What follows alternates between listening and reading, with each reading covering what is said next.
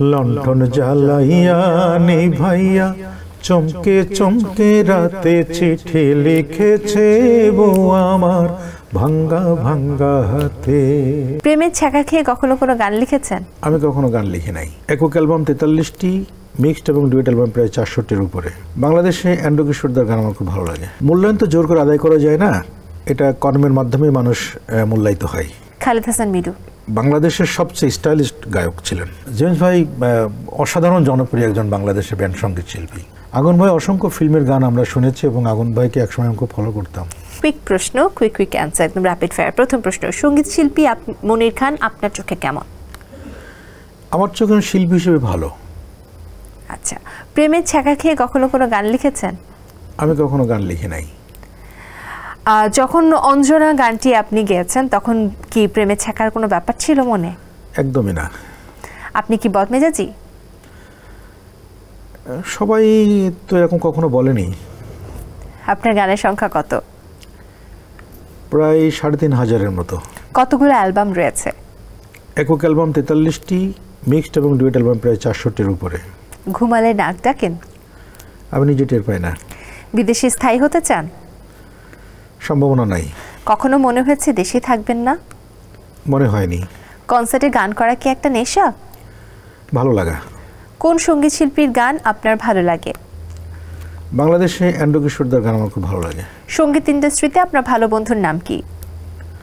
ভালো বন্ধুর নাম এবার একটা মুশকিল হয়ে গেল। আমার সবচেয়ে বন্ধু না, আমার বড় ভাই বন্ধুর মতোই, মিল্টন খন্দকার।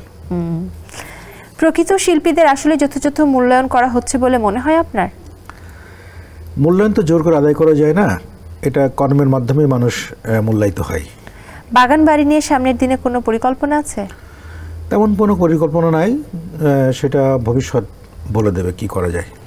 এবার আমি আপনাকে একজনের নাম বলবো, আপনাকে নাম শুনে বলতে হবে তার সম্পর্কে যেই কথাটা মাথায় আসে। এন্ড্রু কিশোর। উনি অসাধারণ একজন মানুষ, যত না ভালো শিল্পী তার থেকে ভালো একজন মানুষ ছিলেন উনি। খালেদ হাসান মিডু। উনি বাংলাদেশের সবচেয়ে স্টাইলিস্ট গায়ক ছিলেন। আজম খান। উনি ব্যান্ড সঙ্গীতের গুরু। সাবিনা ইয়াসমিন। উনি বাংলাদেশের একদম সাধারণ মানুষ থেকে শুরু করে একটা মাটির মানুষের শিল্পী। কুমার বিশ্বজিৎ। উনি বাংলাদেশের একজন গায়ক এবং নায়ক হিসেবে পরিচিত সবার কাছে। আসিফ আকবর। অসাধারণ একজন গায়ক। নকুল কুমার বিশ্বাস। সে তো স্বভাব কবি, সবসময় যেখানে যায় সেখানে গান লিখেই শুরু করে। বাপ্পাদা। দুর্দান্ত মেলোডি গায়ক। নগর বাউল জেমস।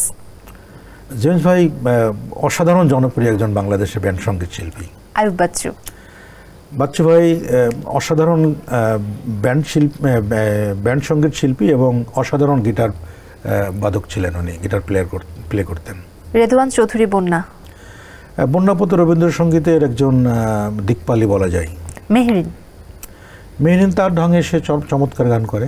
আগুন। আগুন ভাই অসংখ্য ফিল্মের গান আমরা শুনেছি এবং আগুন ভাইকে একসময় আমি খুব ফলো করতাম। পার্থ বড়ুয়া। পার্থদা খুব ভালো সুর করেন, ভালো মিউজিক করেন এবং নিজেও একজন ভালো শিল্পী। হাসান।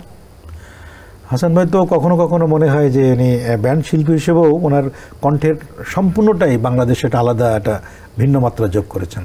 ফকির আলমগীর। উনি তো আগেই বলেছে যে সকিনা নামে বিখ্যাত শিল্পী ছিলেন উনি। উনি জীবনমুখী গান দুর্দান্ত গেয়ে গেছেন। রুনা লায়লা। বাপরে বাপ, উনি অসাধারণ কিছু দেশের গান গেয়েছেন এবং বাংলাদেশের কোটি জনতার একটা অন্যরকম খোরাক সঙ্গীতের। দারুণ, আমরা এই কুইক রাউন্ড পেয়ে গেছি। কোন গান শুনবো? গান শুনে না।